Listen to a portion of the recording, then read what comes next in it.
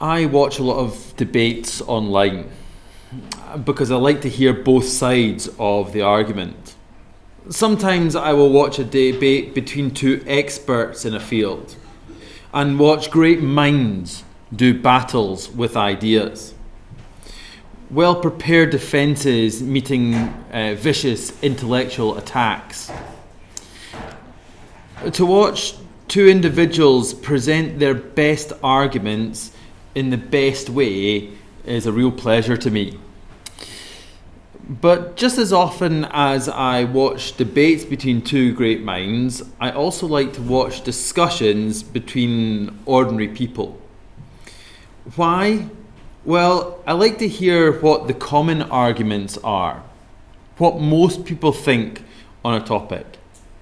You find, if you watch enough of these debates, that the arguments made regularly do not seem to be used by professional debaters. Why? Well, generally the argument has some fatal flaw within it. So today I would like to look at a few of these common arguments against Christianity and see if we can spot their fatal flaw. The first of these arguments goes something like this. You're only a Christian because you're from the UK, or because of your parents, or because of your culture, something along those lines.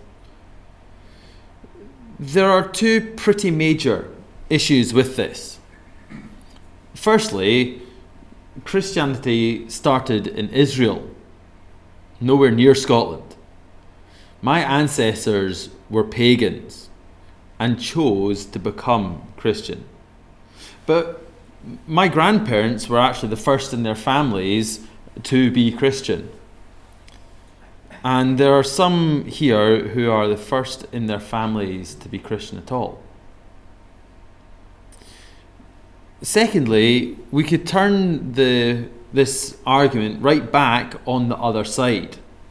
Perhaps the only reason they are atheist or Muslim or Sikh or Hindu or whatever is because of their culture, parents, or country of origin. I think that's a little insulting to them and to us, as if we don't have a mind of our own. As a Christian, I had to go through my whole school, college, and university career being told that I was wrong and being taught that Christianity is a lie. I had to know why I believed what I believe and be able to defend my position against hostile questions. If their arguments were coherent, I would have altered my worldview when it was convenient to do so. It would have been much easier for me not to be a Christian in the society that I currently live in. But I didn't. So the first argument fails because it assumes that Christianity is a Western religion. It is not.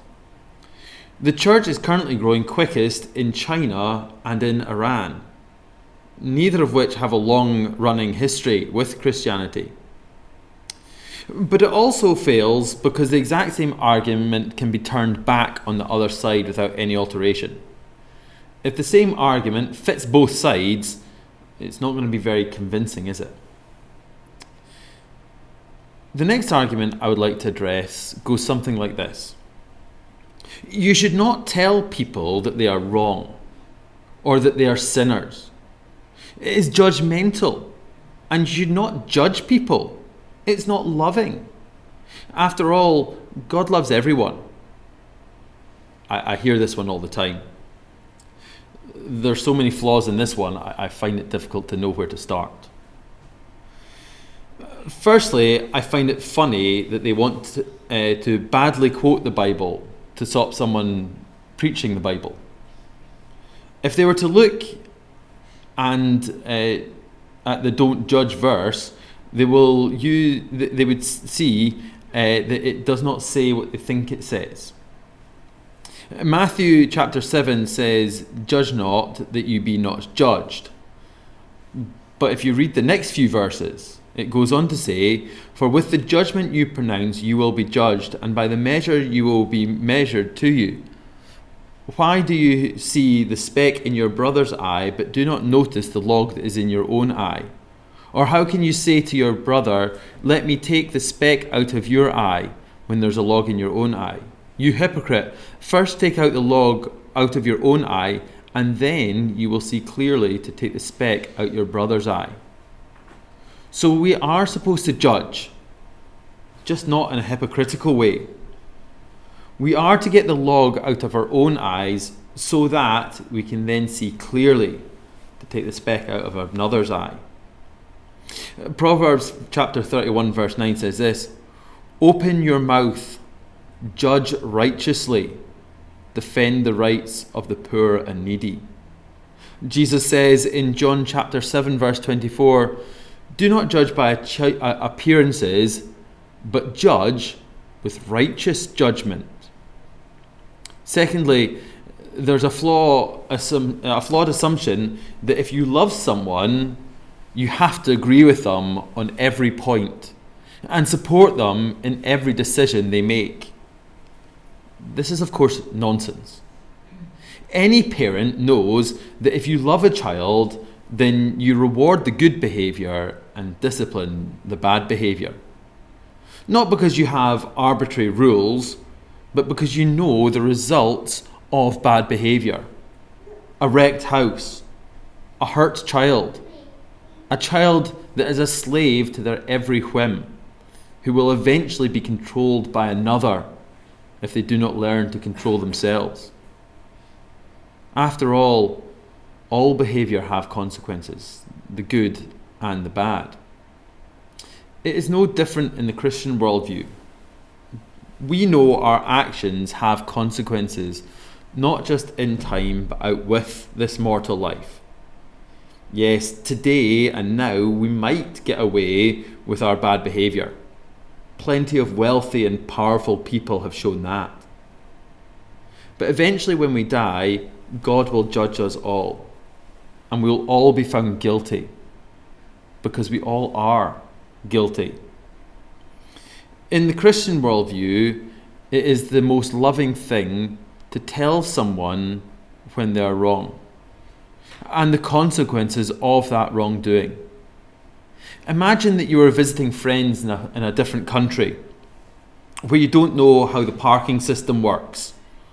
You park your car and ask your friend if you have to pay for parking. They say it's optional. You can pay if you want. Then, because holidays are expensive, you choose not to.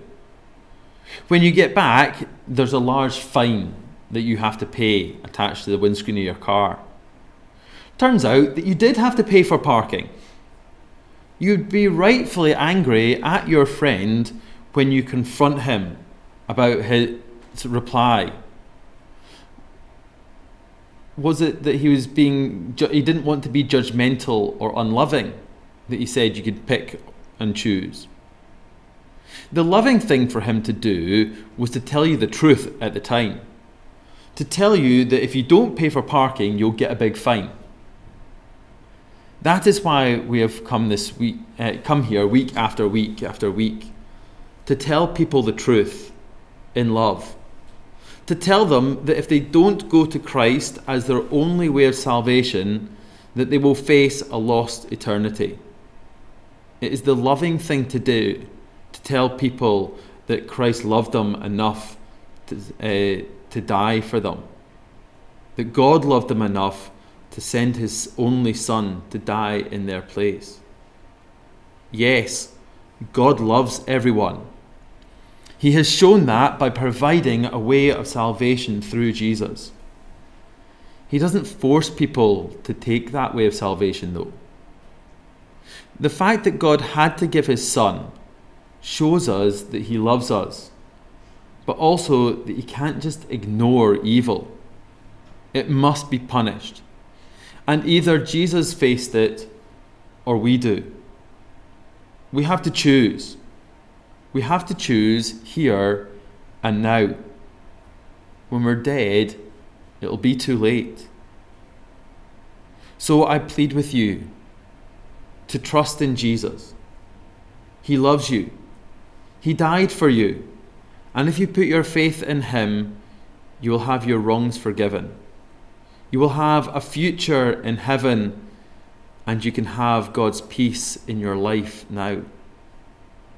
Thanks for watching. Next week,